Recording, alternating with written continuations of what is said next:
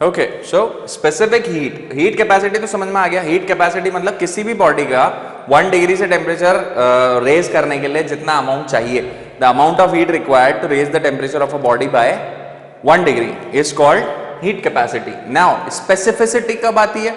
जब unit mass के बारे में बात की जाए। So the amount of heat required to raise the temperature of unit mass of a body by 1 degree is called specific heat. Specific heat अब इसमें क्या आ गया? मास पिक्चर में आ गया, मतलब डेल क्यू बाय यहां पे एम भी आ जाएगा। Okay, del Q by M del T, ठीक है। Q इज बेसिकली आपको समझ में आ गया, Q इज हीट को Q से डिनोट करता है। Okay, so del Q is change in heat, the amount of heat required, ठीक है। So del Q upon M del T. Now what is del, इसकी यूनिट क्या हो जाएगी? जूल पर मास, मास यानी कि किलोग्राम, और टेम्परेचर की केल्विन। तो इसको आप ऐसे भी रिप्रेजेंट कर सकते हो, जूल पर किलोग्राम पर केल्विन, ठीक है। इस तरह से रिप्रेजेंट करते हैं इसको। इसके बाद आता है molar specific heat. Molar specific heat, ये सब कैपेसिटीज हैं, heat capacity, specific heat capacity, molar specific heat capacity. ना मोल कंसेप्ट जिनका क्लियर है वो समझ गए होंगे। अब यहाँ पे मास की जगह पे मोल आ जाएगा। अभी हमने बात करी यूनिट मास की, अब बात करेंगे यूनिट मोल की। Okay, we just need to change from unit mass to unit mole, that's it. So basically how you can write it, ये भी C से ही रिप्रेजेंट होगा, बस यहाँ पे डेल Q अपॉन मास की जगह पे नंबर ऑफ मोल्स आ जाएगा, एंड यूनिट जो है वो चेंज हो जाएगी, जूल पर मोल पर केल्विन, जूल पर मोल पर केल्विन, सिर्फ इसकी यूनिट चेंज हो जाती है। ओके, समझ में आया? हीट कैपेसिटी मतलब to raise the temperature by 1 degree of any body, and this unit mass of unit degree. Unit degree से ही करना है बट यूनिट मास का, इसमें यूनिट डिग्री से ही करना है बट यूनिट मोल का, एक मोल का, ठीक है। That is the difference, heat capacity, specific heat capacity और molar specific heat. Okay, great, this is about specific heat capacity. Major thing जो इसमें याद रखने की होती है ना, वो ये यूनिट्स होती हैं, दैट्स इट। इसी के ऊपर क्वेश्चन आते हैं, रिमेंबर, ठीक है। Okay, so heat capacity clear हो गया आपको क्या होता है। नेक्स्ट टॉपिक जो है इट इज लेटेंट हीट। अब लेटेंट हीट क्या है? लेटेंट हीट भी एक तरह की हीट कैपेसिटी है, बट इसमें थोड़ा सा फंडा आ जाता है स्टेट का। अब स्टेट का मतलब क्या होता है? स्टेट का मतलब अगला टॉपिक जो मैं और डिटेल में लेने वाला हूं, इसमें हम बेसिकली वाटर की जो 3 स्टेट्स होती है ना, उसमें कैसे ट्रांसफॉर्मेशन आते हैं उस बारे में बात करेंगे। Okay, so change of state आप समझ सकते हो क्या होता है? Change of state, change of state मतलब अलग अलग स्टेट से, जैसे solid to liquid, liquid to gas, ठीक है। ये ट्रांसफॉर्मेशंस जो होते हैं, these are called change in state. इसको हम लेटर ऑन पढ़ेंगे, अभी लेटेंट हीट के बारे में समझो। तो स्पेसिफिक हीट समझ में आ गया। लेटेंट हीट क्या है? लेटेंट हीट भी वही है, the amount of heat, basically the amount of heat required कब? To change the state of any compound और एनी एलिमेंट, मतलब एक स्टेट से दूसरी स्टेट में चेंज होना चाहिए वो, बट कंडीशन इज कि वॉल्यूम सेम रहनी चाहिए, ठीक है, और प्रेशर सेम रहना चाहिए। ओके, ट्राई एंड अंडरस्टैंड क्या लॉजिक है। अभी तक हमने जो बात करी उसमें क्या कंडीशन आ रही है? उसमें ये कंडीशन आ रही थी कि टेम्परेचर बता रखा था आपको कि 1 डिग्री से बढ़ाना है, दैट्स इट। अब इस केस में चेंज ऑफ स्टेट तो होना चाहिए, बट इतनी हीट देनी है कि टेम्परेचर ना राइज करे। चेंज इन टेम्परेचर नहीं होना चाहिए, बट चेंज इन स्टेट होना चाहिए, अंडरस्टैंड, ठीक है। डेफिनेशन समझ में आया? लेटेंट हीट मतलब उतनी हीट जिससे स्टेट में तो चेंज आ जाए बट टेम्परेचर में चेंज ना आए। Getting the logic? Latent heat, so the amount of heat required to change the state of any element और to change the state of any solid, okay, but condition एक ही है कि temperature नहीं change होगा, उसकी जो आइडियल कंडीशंस हैं वो नहीं चेंज होनी चाहिए, बस स्टेट चेंज होनी चाहिए। Okay, great, so now we'll move on to the next topic and उसमें मैं लेटेंट हीट आपको और क्लियर करूंगा। So students, you have understood the concept of latent heat, but नया कांसेप्ट है, एकदम से आएगा नहीं। ओके, सो इस डायग्राम से, इस ग्राफ से हम उसको और अच्छे से समझने की कोशिश करेंगे। ये ग्राफ क्या है? ये ग्राफ है बेसिकली चेंज ऑफ स्टेट का ग्राफ है कि what happens when the state changes and it is specifically for unit mass of ice, ठीक है। 1 किलो आइस के ऊपर एक्सपेरिमेंट किया, तो उससे जो जो चीजें दिखी वो देखने की कोशिश करो। 0 डिग्री सेल्सियस पे जो आइस थी, धीरे धीरे धीरे धीरे क्या हुआ, 0 डिग्री इस पे हीट बढ़ती गई। हीट हम रेगुलर बढ़ा रहे हैं, ये देखो हीट, ये है हॉरिजॉन्टल एक्सिस पे हीट है, तो ये कंटिन्यूसली बढ़ रही है। बट ये हॉरिजॉन्टल लाइन का मतलब क्या है, ये चीज नहीं बढ़ रही है, ये चीज क्या है, टेम्परेचर। टेम्परेचर नहीं बढ़ा रहे हैं हम, बस हीट बढ़ रही है। तो इस पॉइंट पे क्या हो रहा है, समझो यहाँ पे अगर आपने 1 किलो आइस ली है, उस पे आपने गैस पे रखा है, तो आप उसमें जितना भी आप उस पे हीट जा रही है ना, वो उसको आइस से पानी में कन्वर्ट कर रही है, ठीक है। मतलब 0 डिग्री सेल्सियस पे आइस एंड यहाँ पे 0 डिग्री सेल्सियस पे पानी बन गया। अब पानी बनने के बाद भी अगर आपने हीट देना नहीं रोका तो क्या होगा, इट वुड स्टार्ट इंक्रीजिंग, मतलब पानी का टेम्परेचर बढ़ना स्टार्ट हो जाएगा, बढ़ेगा बढ़ेगा बढ़ेगा बढ़ेगा। जैसे क्या होता है, हम घर पे जब पानी गर्म करते हैं, what happens, we take a bowl of water and we put it on the gas, we turn on the knob. क्या होता है उससे, उसको हम हीट करना स्टार्ट करते हैं, तो क्या होता है, एकदम से थोड़ी ना उबल जाता है, वो एकदम से थोड़ी गर्म हो जाता है, it takes time. So this is the time. यहाँ पे आया, इसके बाद बढ़ेगा बढ़ेगा बढ़ेगा, टेम्परेचर बढ़ रहा है। यहाँ पे देखो, ये this is a linear thing, जैसे जैसे हीट बढ़ रही है वैसे वैसे टेम्परेचर भी बढ़ रहा है। यहाँ पे इट वॉज कॉन्स्टेंट, ओके। सो इस पॉइंट तक आते आते क्या हुआ, इस पॉइंट तक आते आते 100 डिग्री सेल्सियस पहुंच गया टेम्परेचर। अब 100 डिग्री सेल्सियस मतलब बॉइलिंग पॉइंट। अब यहाँ पे क्या होगा, यहाँ पे ये पूरा, ये जो कांस्टेंट हो गया ना वापस, ये क्या हो रहा है यहाँ पे वाटर जो है वो स्टीम में चेंज हो रहा है, टेम्परेचर नहीं बढ़ रहा है। यहाँ पे हीट जो आप दे रहे हो ना, वो इस पानी को स्टीम में कन्वर्ट करने के काम आ रहा है। एंड स्टीम कन्वर्जन के बाद वापस से अगेन वही टेम्परेचर बढ़ता जाएगा, तो वो स्टीम आगे जाके खत्म होगा।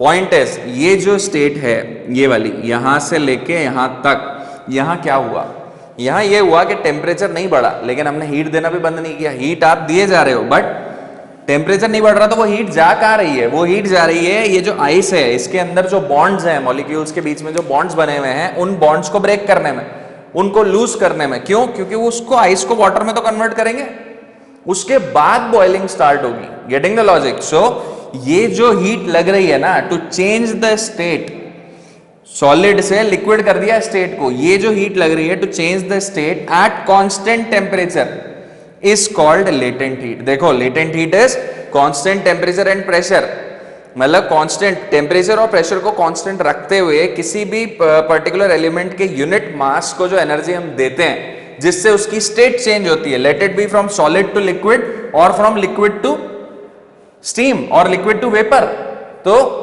That particular amount of heat is called latent heat, ठीक है। आइस सॉलिड से लिक्विड जब होती है, इस प्रोसेस को फ्यूजन कहा जाता है, इस प्रोसेस को बेसिकली मेल्टिंग कहते हैं। और अगर उल्टा देखा जाए कि ये जो लिक्विड में कन्वर्ट हो गया, इसको अगर हम जमाएंगे, फ्रीज करेंगे, उसे फ्यूजन कहा जाता है। तो इसीलिए इस पर्टिकुलर टाइम पे जो आपने हीट दी उसे लेटेंट हीट ऑफ फ्यूजन कहते हैं, और इस पर्टिकुलर टाइम पे जो आपने दी उसे लेटेंट हीट ऑफ वेपराइजेशन कहते हैं, ठीक।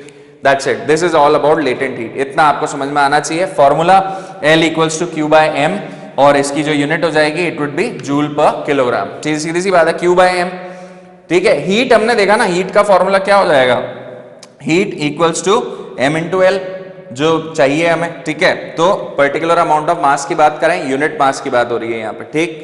That would be called as latent heat. समझ में आया। लेटेंट हीट ऑफ फ्यूजन जो है, ये पूरा टाइम इसके मेल्टिंग पॉइंट पे रहेगा, और वेपराइजेशन के टाइम पे ये पूरा टाइम इसके बॉइलिंग पॉइंट पे रहेगा। ये चीजें थोड़ा सा रिलेट करने की कोशिश करो, इजीली कंसेप्ट समझ में आएगा। Okay, great. दो और टर्म्स होती हैं, सब्लिमेशन एंड रेगुलेशन। इसका मतलब क्या है, ये भी आपको समझना जरूरी है। Sublimation and regulation. सब्लिमेशन क्या होता है, अभी अभी हमने बात करी चेंज ऑफ स्टेट की, सॉलिड से लिक्विड हुआ, लिक्विड से गैस हुआ, बट कुछ चीजें ऐसी होती हैं जो डायरेक्टली सॉलिड से गैस हो जाती हैं, like they change their state directly from solid to vapour without going through the intermediate state of liquid. जैसे एग्जाम्पल आ रहा चाहिए आपके दिमाग में ऐसे टाइम पे, कैम्फर, कपूर जो हम घर में जलाते हैं, उसको जैसे ही जलाओगे आप, वो सीधे धुएं में कन्वर्ट हो जाता है, लिक्विड में नहीं होता वो, ठीक है। तो इस तरह के कुछ एग्जाम्पल्स होते हैं, इस प्रोसेस को सब्लिमेशन कहते हैं। Okay, regulation is a very specific process, ये बहुत कम लोगों को देखने को मिलती है। आप कभी नोट करना, कभी अगर देखने को मिले क्या होता है इन केस ऑफ आइस, अगर आइस के ऊपर आप कंटिन्यूसली प्रेशर बढ़ाते जाओगे तो वो टूटने लगेगी, और जैसे ही वो प्रेशर आप रिमूव कर दोगे तो वो वापस से फ्रीज हो जाएगी। ओके, मतलब इसको समझो, मान लो आपने एक आइस का क्यूब लिया बहुत बड़ा सा, ठीक, जस्ट इमेजिन एक टेबल है आपके घर पे, उस पे आपने एक आइस का क्यूब रख दिया बहुत बड़ा सा, ऐसे आपने मतलब टेबल पे उसको रखा है आइस क्यूब को। अब टेबल के दोनों तरफ आपने क्या किया, एक रोप ली और एक रोप को आपने इस तरह से लटकाया और यहाँ पे कुछ मास लटका दिया, यहाँ पे कुछ सेम मास, जैसे यहाँ पे मान लेते हैं 10 किलो मास आपने लटका दिया इस रोप पे। Now this rope would be lying on this ice in like this, ऐसे, और ये जो वेट होगा ये एक्ट कर रहा होगा, तो ये थोड़ी देर तो ऊपर पड़ी हुई दिखेगी आपको, लेकिन कुछ देर बाद जब आप देखोगे तो ये आइस को तोड़ने लगेगी, आपको ऐसा लगेगा कि this would break this ice cube, और ये अंदर जाएगी। जैसे जैसे ये इसको अंदर जाती जाएगी, एक स्टेज ऐसी आ जाएगी कि जब ये थोड़ा सा अंदर पहुंची, ऊपर से वापस से आइस कवर हो जाएगी। Getting the logic? So basically when you increase the pressure on an ice cube और on ice, so it melts, it gets separated, but as soon as you remove that pressure it freezes again. Okay, this process is called regulation. ठीक है, दो processes हैं, just like that, नाम पता होना चाहिए, you should understand what is it and what happens. Okay, great. Next is calorimetry. Calorimetry is basically ये एक ब्रांच है फिजिक्स की जो बात करती है मेजरमेंट ऑफ हीट के बारे में। हीट को मेजर कैसे किया जाए, किस किस इंस्ट्रूमेंट को यूज करके you can measure heat. So that branch of physics is called calorimetry. इसमें एक इंस्ट्रूमेंट आता है कैलोरीमीटर, ठीक है, इसी के बारे में बात की गई है। यूज क्या है इसका वो हम नेक्स्ट टॉपिक में देख सकते हैं। इसका यूज क्या होता है, स्ट्रक्चर समझो अभी। मेजर थिंग इज दैट, क्या होता है, इसमें एक वुडन बॉक्स लिया जाता है, this is a wooden box, wooden box. इसमें आप एक ग्लास का कंटेनर रख देते हो, लेट्स से ग्लास का नहीं, कॉपर का कंटेनर रख देते हैं इसमें हम। ये कॉपर का कंटेनर है अंदर, ठीक है, और इसके ऊपर हम एक लिड लगा देते हैं, ऊपर से कवर कर देते हैं, बट इसमें दो यहाँ पे ओपनिंग्स दे देते हैं हम इस तरह से। एक ये तो ये थर्मामीटर है, ये स्टिरर है, STIRRER, stirrer. What is a stirrer? Basically एक मतलब जैसे एक तार टाइप का होता है, ये अंदर से गोल होता है, मतलब अंदर से it would be like this, ठीक है। ये क्या करता है, इसको जब हम ऊपर से अगर इस तरह से हिलाते रहेंगे ना इसमें, तो ये क्या करेगा, ये अंदर के पानी को हिलाता रहेगा, ठीक है। स्टिरर मतलब स्टिर करना जैसे, ठीक है, तो दैट इज स्टिरर। और यहाँ पे ये थर्मामीटर लगा हुआ होता है, तो इसके लिए ओपनिंग्स होती हैं इसमें, दैट्स इट।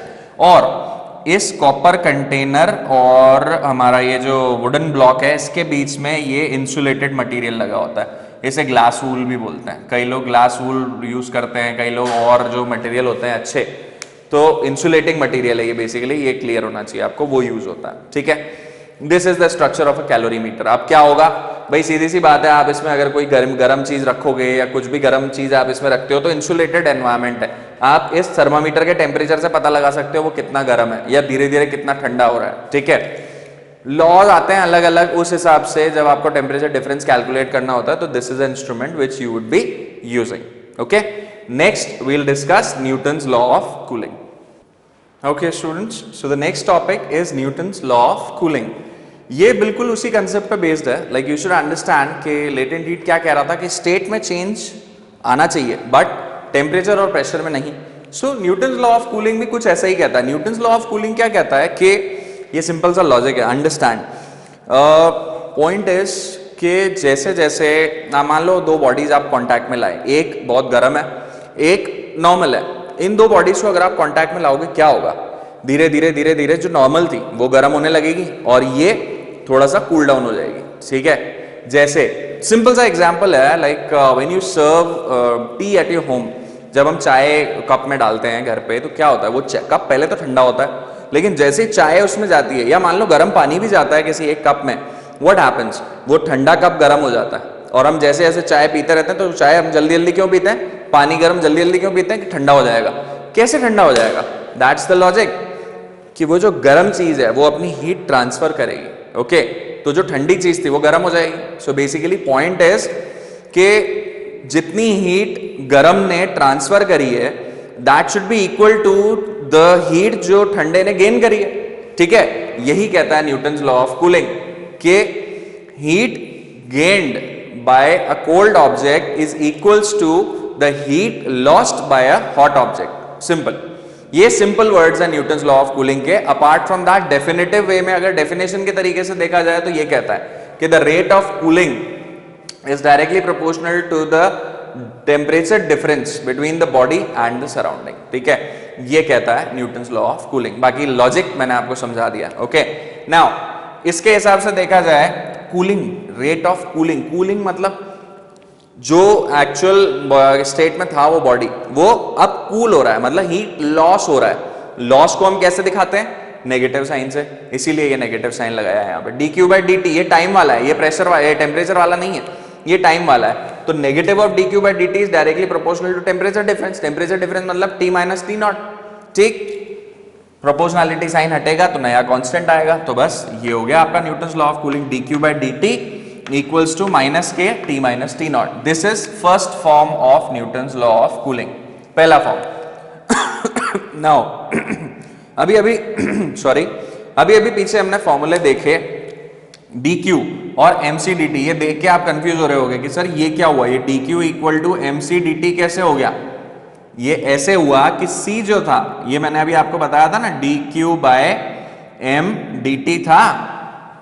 स्पेसिफिक हीट बताया था ना मैंने, Q upon M D T, यही था. तो वहां से ये फॉर्मूला आता है इसका, डी क्यू बराबर एम सी डी टी. ये आपको ऐसे भी दिखाई देगा कई किताबों में, डेल क्यू बराबर एम सी डेल टी. वही वाला कंसेप्ट है, छोटा सा चेंज है तो हमने डी डी कर दिया डेल की जगह पे. ओके, सो वो हमने यहाँ पे यूज करा डी क्यू की जगह m C D t. D T is change in temperature, this is change in time, equals to minus k t minus T naught. Okay, now इस एम सी को अगर नीचे ले जाए, के अपॉन एम सी, अब मास भी कांस्टेंट है और सी भी कांस्टेंट है पर्टिकुलर एलिमेंट के लिए, तो के अपॉन एम सी एक नया कांस्टेंट हो गया, के डैश. के डैश बराबर के अपॉन एम सी. तो ये एक नया फॉर्म आ गया, change in temperature with respect to time equals to minus k dash t minus T naught, जहां पे के डैश क्या है, k upon m c. This is second form of Newton's law of cooling. Okay, अब दोनों को integrate कर देते हैं. टी टेम्परेचर के नीचे टेम्परेचर, टाइम के साथ में यहां पे दोनों को इंटीग्रेट कर दो. 1 बाय टी का इंटीग्रेशन log टी होगा. सिंपली यहां क्या मिलेगा, log T minus T naught. Okay, using integration principle, basics में पढ़ा है हमने. इक्वल्स टू यहां तो टी हो जाएगा और एक कांस्टेंट में प्लस सी. ओके, तो ये आया आपके पास third form of Newton's law of cooling. Okay, so this is all about Newton's law of cooling. और ये सारे टॉपिक्स हमने देखे इस चैप्टर के. What you need to do is go through the video, practice it on paper, then it would be great for you and you will get most of the things. Okay, thank you.